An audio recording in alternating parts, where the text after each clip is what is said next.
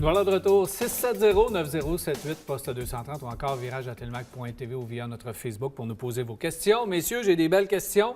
Évidemment, quelques questions qui s'adressent à Jean-Guy. On va commencer avec Mathieu qui veut savoir, je vais acheter 4 pneus d'hiver pour ma Toyota Matrix 2004 de base. Chaussée en 16 pouces, j'aimerais votre avis sur deux marques, soit Gislaved North Frost 200 ou le Pirelli Winter Ice 0. Bien, Je fais souvent de la ville et de l'autoroute. Fait souvent de la ville et de l'autoroute. Si c'est plus autoroute que ville, justement, c'était ma réponse à ça. Si c'est le pourcentage est plus élevé sur la grande route, Pirelli va être un petit peu mieux. Pourquoi? Parce que Toyota Matrix, quand même, pour la stabilité latérale, c'est un pneu avec une carcasse plus rigide. Donc, on va avoir plus de stabilité latérale sur la grande route. Au niveau traction, c'est deux pneus qui vont s'équivaloir quand même. Par contre, la friction du Gislaved va être un petit peu plus supérieure en ville, dans la gadoue, neige et slotch. Là. Parce qu'il habite, là, il dit que oui, il fait beaucoup d'effets de la route, mais il habite dans un endroit où les rues sont en pente. Les rues sont en pente. Fait que ça prend un mélange des deux. Là. Ça prend un mélange des deux. le Gislaved a plus de friction. C'est un pneu à friction, tandis que le Pirelli est plus un pneu à glace. Question large, Jean-Guy. J'ai un Grand Cherokee 2018 en 18 pouces, un Laredo. Oui. Je mets quoi en hiver? Mais quoi, en hiver, il y a un choix énorme dans ça. Les grandes marques sont très présentes. Ils ont des pneus développés justement pour les SUV, que ce soit Michelin, que ce soit... Un bon rapport qualité-prix. Là. Un bon rapport qualité-prix. Yokohama est quand même très intéressant dans ça. Si on veut un excellent rapport qualité-prix, c'est sûr qu'il ne faut pas oublier Nokian avec sa gamme de Norman 7 SUV, un pneu à friction incroyable, à un prix très compétitif cette année. Et aussi, si on veut aller dans le pneu économique, GT Radial fait un pneu SUV qui est très bien aussi dans le Ice Pro 3. Qui ont un beau design. Le design est incroyable. C'est des pneus, premièrement, unidirectionnels, donc qui évacuent bien l'eau et la neige. Avec un véhicule comme ça, qui est haut, c'est un SUV, il ne faut pas oublier qu'on est vulnérable comme une automobile au freinage. Donc, ça prend un pneu qui est très lamellé, beaucoup de lamelles. Puis, on aime bien ça aussi pousser un petit peu quand on va dans les chemins un petit peu plus hasardeux, d'avoir une traction avec ces produits-là. C'est des produits qui sont bien adaptés. Il y a Mme Toussaint qui doit pleurer toutes les larmes de son corps parce qu'elle dit « Je dois remiser ma Mustang pour l'hiver. Je fais quoi? » Il y a plusieurs personnes là, qui doivent se départir de leur voiture pour l'hiver. Puis là, c'est très, très difficile. On fait quoi avant le remisage? Bien, avant le remisage, la chose qui est la plus importante, c'est de débrancher la batterie. Ça, c'est sûr et certain. Si on veut être très minutieux, on l'enlève complètement de la voiture et on la dépose dans un endroit, non pas au sol. C'est dans une tablette, parce qu'on sait qu'au sol, si on la dépose sur le ciment, elle va se vider et elle va s'oxyder aussi à l'intérieur. Donc, ça, c'est la première chose à faire. Deuxième chose qui est très importante, si on veut être très minutieux, on va à l'extrême, parce qu'on peut remiser, on démange des bougies, puis on envoie un petit peu d'huile dans les cylindres. Pas beaucoup, mais juste un petit peu, pour que les segments qui sont autour des pistons ne collent pas sur les cylindres, les parois de cylindre. Ça, c'est une autre chose qui est préventif.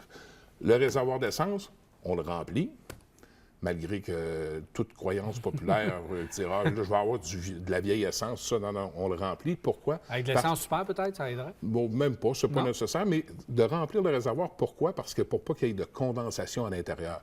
Parce que le pire ennemi, on sait que c'est la condensation, l'humidité, ça se forme en gouttelettes d'eau. Et là, on va se ramasser avec un réservoir, puis là, on va avoir des problèmes toute la belle saison estivale. Est-ce qu'on peut éviter les plats sur les pneus? Ouais. Les pneus, oui. Encore là, ça aussi, on peut pousser un petit peu plus loin. Mettre sur les blocs. On peut mettre ça sur des blocs. Ça, encore là, c'est bon. Par contre, il faut faire attention, hein, parce que si on étire la suspension trop, les caoutchoucs, les soufflets de caoutchouc qu'on parlait tout à l'heure, justement, vont être étirés tout l'hiver. Et là, ils risquent justement d'avoir une séparation entre le support et le soufflet de caoutchouc. Juste soulever un peu, juste pas que le pneu ait de poids sur les pneus comme tel. Puis quand tu parlais, Jean-Guy, tout à l'heure, de batterie, de l'enlever ou quoi que ce soit, dans bien des cas, je pense que si on achète des petits chargeurs à batterie, oui, les petits chargeurs intelligents. Si on est placé pour pouvoir le brancher, justement, puis mettre la charge à la batterie qui va la tenir tout l'hiver. Qu'on met dans l'allume-cigarette avec le genre de petit panneau solaire qui maintient. C'est mieux branché. C'est mieux branché. Si t'as pas de soleil, si t'as pas de lumière, même si t'as un petit panneau solaire, ça ne donne pas grand-chose. Non. Okay. Mais si t'en as un petit électrique, là, ça va tenir la batterie. T'es pas obligé de la manipuler, la sortir. Puis en plus, comme tu dis, puis tu as raison, c'est un petit chargeur intelligent. Là, ça fait que, donc, il va à la demande. Fait que c'est le fun parce qu'il maintient toujours une bonne température dans la batterie. Ça Tu serait n'as pas rien non plus qui va se déprogrammer dans la voiture parce que tu as sorti la batterie. Exact. OK. Si on a la chance de pouvoir la recharger de temps en temps, ça sera encore mieux. Monsieur Paul, il dit, j'ai un Malibu 2.5 2013, 85 000 km. Est-ce que ça aiderait d'avoir de l'huile synthétique? Il dit qu'il l'aime, qu'il veut le garder encore longtemps. Est-ce qu'il devrait changer son huile minérale pour son huile synthétique, puis ça ferait un nouveau véhicule? Moi, je suis pas vendu au départ de l'huile synthétique. Là. Moi, prendre mon bain sans changer d'eau, j'aime pas trop ça. Je suis pas fervent de ça. Mais non, l'huile minérale, ça fait un bon travail. Une vidange d'huile à toutes les 5-6 000 km, on change l'huile, on change le filtre et on repart avec ça. Je pense que c'est des soins impeccable à faire avec notre véhicule. Ça n'améliore pas les performances. Je ne sais pas, Jacques, qu'est-ce que tu en penses? Ce qui se dit au travers de l'huile synthétique, je suis allé comme toi, Jean-Guy, je pense la même affaire, c'est que l'huile synthétique, là, contrairement à ce que tout le monde pense, c'est qu'ils pensent que tu mets ça dans le moteur puis ça a presque plus de fin. Alors, c'est pas vrai. C'est que ça se salit au même rythme que l'huile minérale se salit. Et si tu n'as pas un bon filtre à l'air, et si tu t'es pas occupé du filtre à l'huile, etc. Écoute, une bonne huile minérale va faire le même travail. Donc, si votre véhicule est venu au monde avec de l'huile synthétique, on continue à l'huile synthétique. Si le véhicule, on met l'huile de base, mais on la change régulièrement. Parce qu'il ne faut pas oublier une chose, hein? L'huile synthétique a pris beaucoup de popularité dans l'industrie. Pourquoi? À cause de l'architecture des moteurs d'aujourd'hui, que les chemins d'huile sont plus petits que la pointe du crayon. Et à ce moment-là, l'écoulement, au niveau de l'écoulement, oui, c'est vrai qu'au niveau de l'écoulement, l'huile synthétique va s'écouler davantage.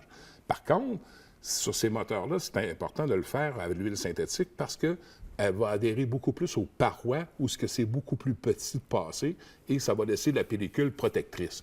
C'est juste ça, l'huile synthétique. Fait à part de ça, ça ne change absolument rien au niveau performance de notre moteur. Puis il y a le fait aussi que tu as des moteurs, un 2,5 litres, ce n'est pas les moteurs les plus sophistiqués ou les plus développés au niveau de...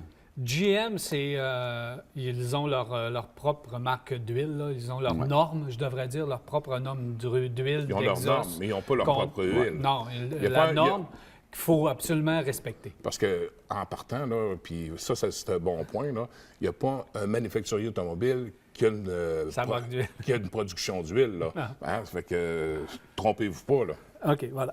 Mike, lui, dit, j'aimerais juste savoir si les pneus Techno, que je ne connais pas, sont des bons pneus d'hiver et s'ils se comparent à des pneus tels que Continental, Michelin, Bridgestone, etc. C'est surtout pour la tenue de route, autant sur la glace que sur la neige et la durabilité. Bien, pneus Techno, pour ton information, c'est fait ici au Québec, dans le Bas-Saint-Laurent. Ah oui? Oui, c'est fait dans le Bas-Saint-Laurent. Et c'est des pneus remoulés. Et c'est des carcasses d'expérience, c'est des carcasses qui ont déjà eu une première vie. Ce qu'on appelait des récaps à l'époque. C'est pas tout à fait le même principe qu'un récap.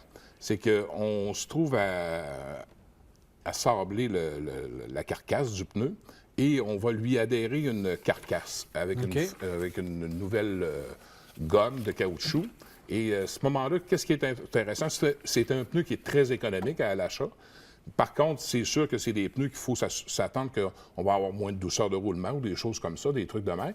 Mais ça fait un excellent travail dans nos hivers ici. Si on fait seulement de la ville aussi, c'est très bon. Faire de la grande route, c'est un petit peu plus inquiétant comme produit. Et ça dépend du kilométrage qu'on fait aussi par année, parce que c'est pas un pneu qui va faire énormément de kilométrage. Ça va être rapidement à changer. Jacques, le nouveau Crosstrek, fiable, économique, est-ce qu'on recommande ce véhicule? Oui. C'est un très bon véhicule à acheter. Quelqu'un qui a besoin d'un véhicule qui est... on est encore dans les SUV, là, mais c'est...